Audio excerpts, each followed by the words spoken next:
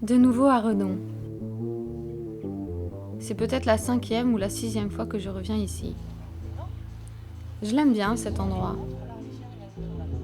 J'y pense souvent quand je suis à l'école de Versailles. C'est une petite ville sympa. Dommage, à cause de notre projet, je n'ai jamais trop le temps de m'y balader. On sent qu'elle est bien ancrée dans son pays, avec de solides racines. J'imagine qu'au Moyen-Âge, elle a eu son heure de gloire. L'abbaye Saint-Sauveur rayonnait jusqu'à la mer, à moins d'une demi-heure à vol d'oiseau.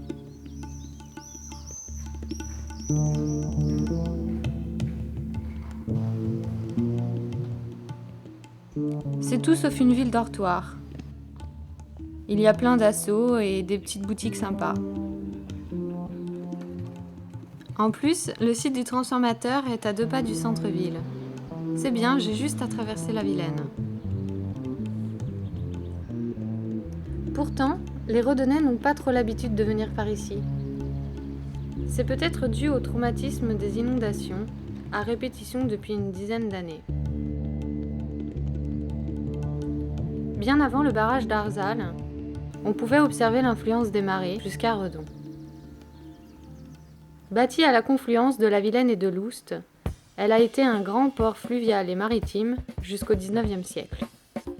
Mais Redon possède aussi un passé industriel qui nous lègue aujourd'hui entre autres la friche Sébillot à Saint-Nicolas de Redon. C'est pour cette raison que je suis ici à nouveau avec Olivier, Cédric et Carolina. Étudiants à l'École nationale supérieure du paysage de Versailles, nous travaillons sur le projet du transformateur, initié il y a maintenant 2 ans. Le transformateur, c'est la friche industrielle. Mais ce sont aussi les prés-marais qui s'étendent vers la mer, convertis en espaces naturels sensibles par le Conseil général de Loire-Atlantique.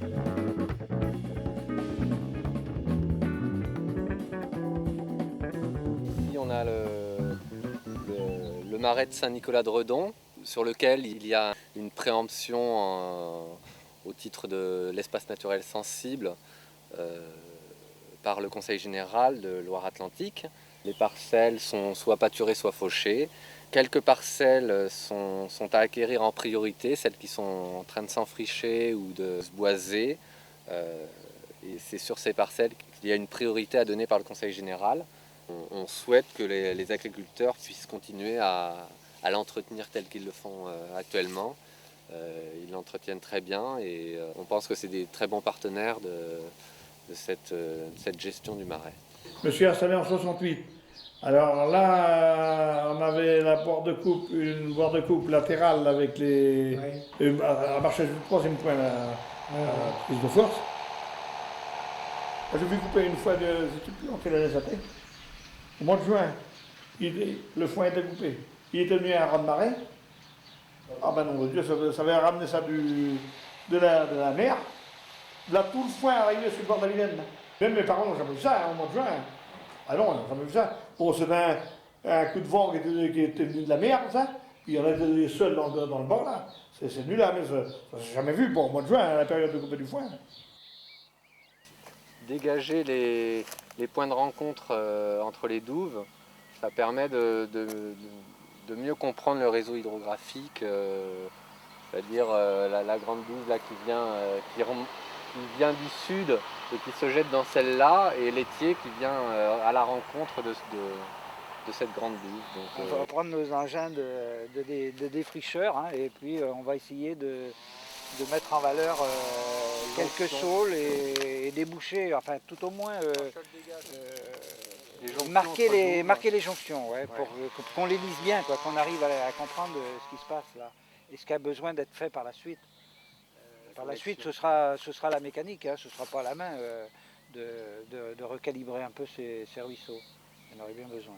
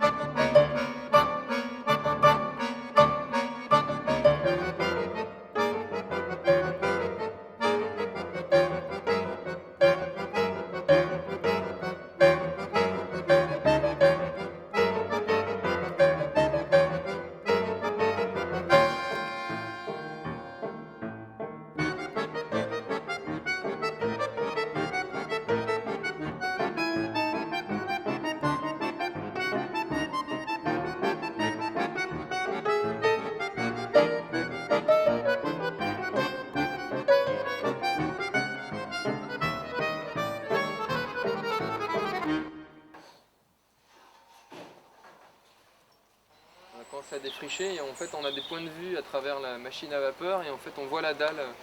C'est un endroit assez sombre et il y a comme une fenêtre très lumineuse au fond. Donc ça peut être aussi un point pour dessiner qui est sympa.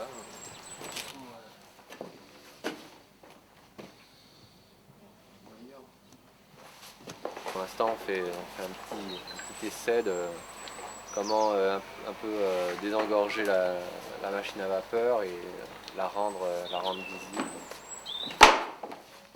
On la déplace la grille là? À la fin ou tout de suite, ouais, si tu veux. Combien un peu?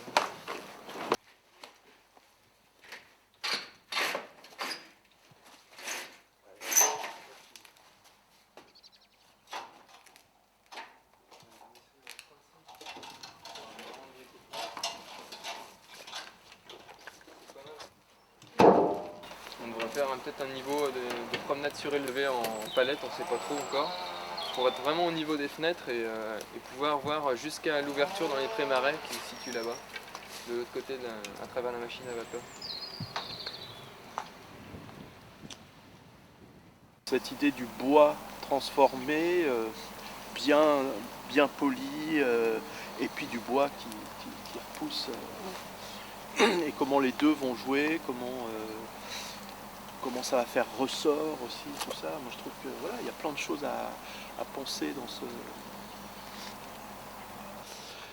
Mais je trouve que ça peut être intéressant d'avoir une horizontale parfaite, dans un lieu aussi chahuté.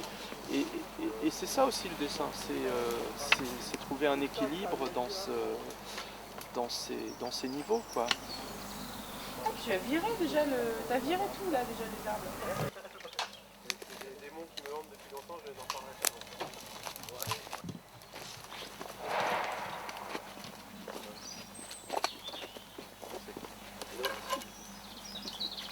Non, ça va pas. Vous êtes sûr de votre...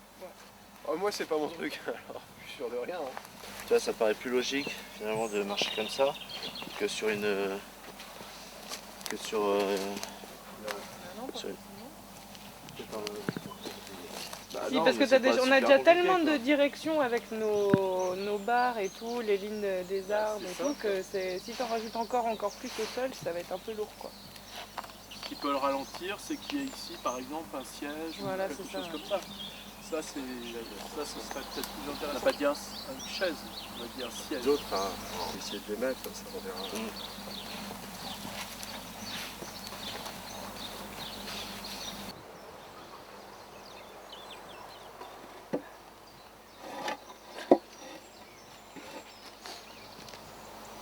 Moi je pense qu'on est bien de... C'est peut-être plus intéressant ce à quoi on tourne le dos que ce qu'on voit en plus. Je trouve ça bien moi. T'es passé dans tout ça, tu tournes le dos, puis il y a autre chose qui est palmarès. Palmarès. Mais, Palmarès? oui, la palmeraie. On pourrait appeler ça la palmeraie maintenant. Voilà.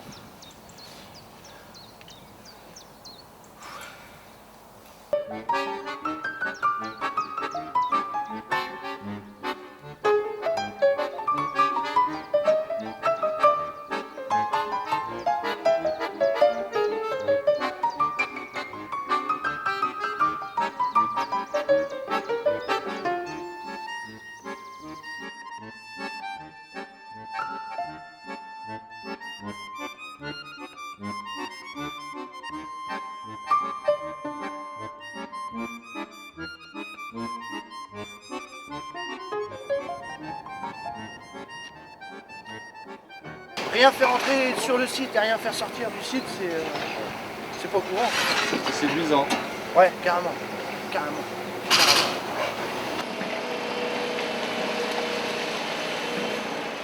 La pelleteuse travaille pour le projet du vestiaire podium là, et elle trie dans les gravats tout ce qui est fin comme matériau. Elle laisse de côté tous les matériaux qui sont plus gros que des parpaings, tous les blocs de béton, les pierres, et même les matériaux inertes, les ferrailles qui n'ont pas de valeur, les plastiques, tout ça, elle fait un tas à part. C'est ce qui va remplir le vestiaire. Des gravats, des matériaux inertes. Le vestiaire, ce sera un peu la poubelle du site dans la mesure où ce n'est pas des matériaux polluants.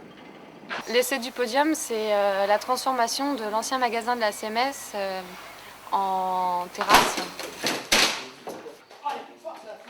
Ça permet de trier les matériaux et de pouvoir garder certaines choses. Par exemple, le plancher en bas, il y a des belles pannes qui peuvent être utilisées pour d'autres choses. C'est un bâtiment charnière sur le site parce qu'il donne à voir l'entrée principale du transformateur avec plus loin Redon.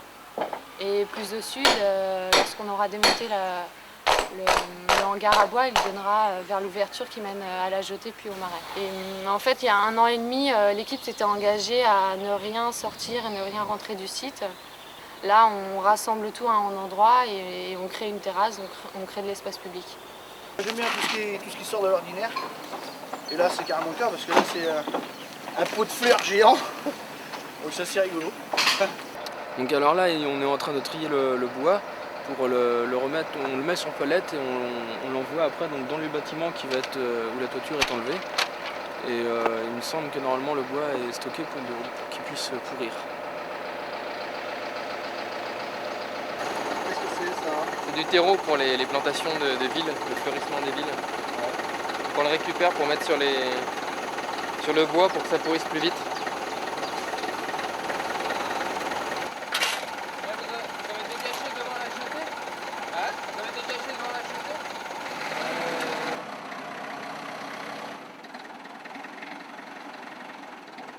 On se situe dans le hangar de la CIB, c'est un grand hangar fermé, c'est le 2e plus grand bâtiment de la dalle.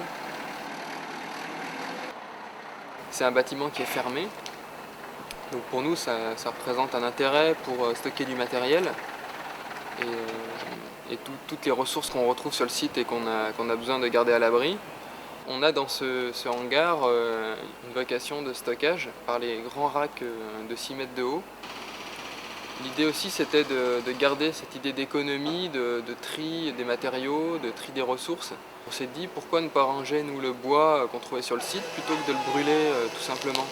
Pour l'éliminer, on a essayé de le mettre en valeur et de le transformer en le faisant pourrir ici. Et à partir de là, on pensait inviter une forêt dans le bâtiment. Les palettes ont été trouvées sur le site, le bois il a été glané également à droite à gauche. Et la terre organique, je ne sais pas d'où elle vient, mais elle provient également du site. Hein. C'est un substrat extraordinaire. Là. Tu avances un tout petit peu, Cédric. Plus haut, avoir 2 palettes l'une sur l'autre. Hein. Ça va pas aller, il faut que tu redéposes, Cédric. Ah ouais. Bon, on met sur l'étage. Qui se plante, tranquillement. Ou on le met sur l'étage du dessous, allez, hop.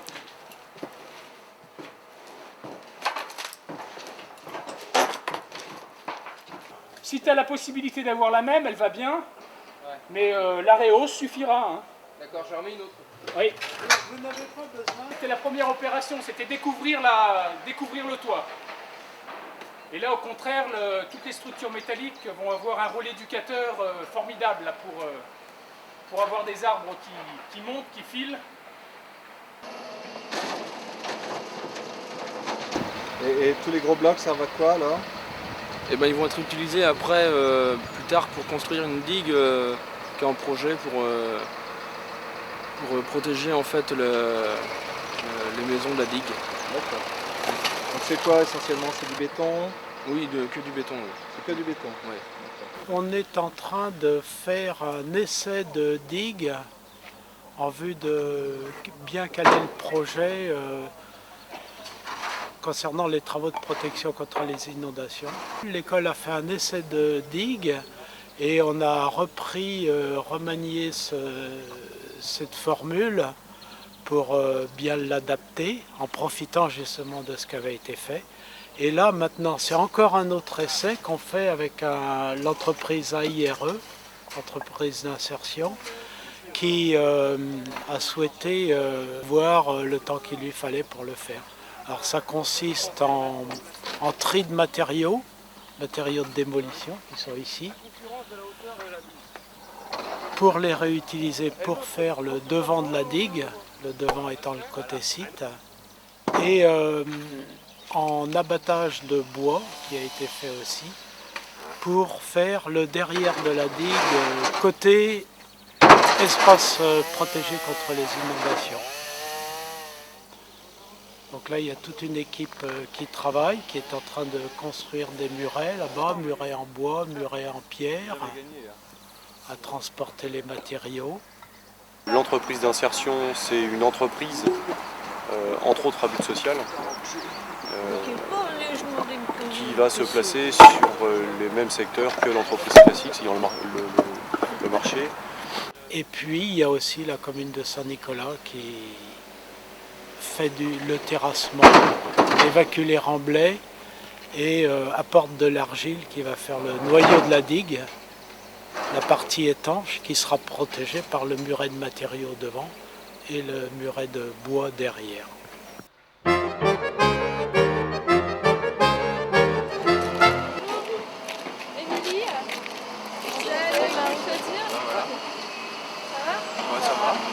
Ouais, voilà, on est étudiant à l'école d'architecture de Nantes et puis bah, on a fait une visite la semaine dernière et puis bah, vu que ça nous intéresse, on revient. Voilà. De toute façon, ils doivent être à la tronçonneuse, vous allez les entendre. Si vous voulez faire un belvédère, il faut garder de quoi plier autour là. Hein? Donc moi je fais la périphérie. Bien, il faut qu'on voit avant. S'arrêter à 1 mètre du point de clôture.